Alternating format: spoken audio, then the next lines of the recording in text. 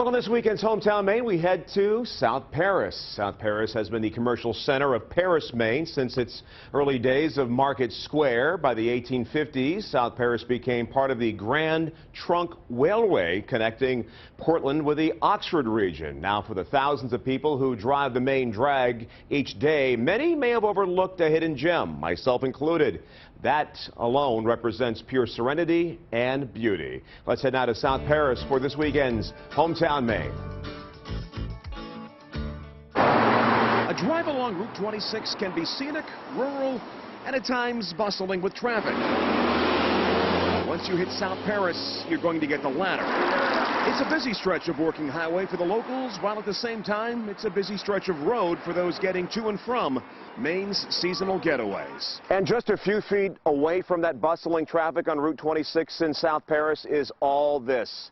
The sights, the smells, the beauty, the serenity of the historic McLaughlin Garden and Homestead. It's gorgeous. While the homestead dates back to the 1840s, one of the state's most beloved gardens started taking shape in 1936, when Bernard McLaughlin began transforming a couple of acres of farmland into what would become this. Bernard had a passion for flowers, specifically lilacs, and in the Great Depression, he actually started cultivating his own perennial garden. McLaughlin created what has been called a sophisticated collection of trees, woody shrubs, and perennials. He was a self-taught gardener, so he really worked with the land that was provided to him, a lot of Maine native plants, as well as collections that he found from around the country. McLaughlin was passionate about his garden right up until his death in 1995 at the age of 98.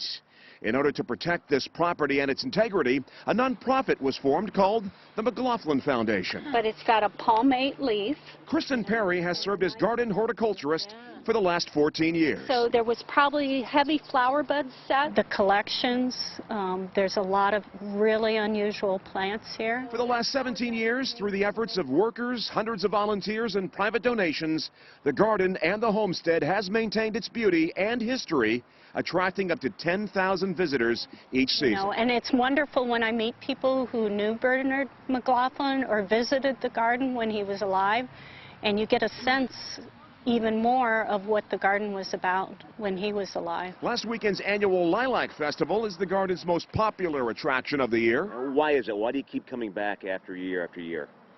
To see the changes, to see the gorgeous gardens, to see how well tended they are, to see what kind of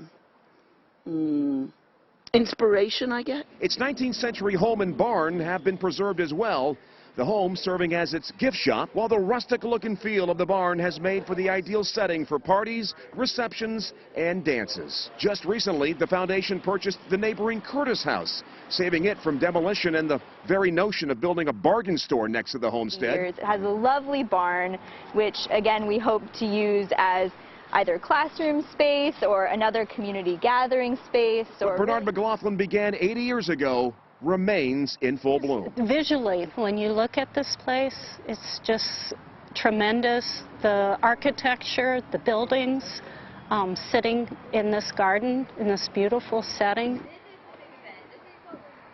That certainly is a beautiful place, and literally just a couple of feet off of Route 26. Can't tell you how many times I've driven past it, and glad I finally found it there last Sunday.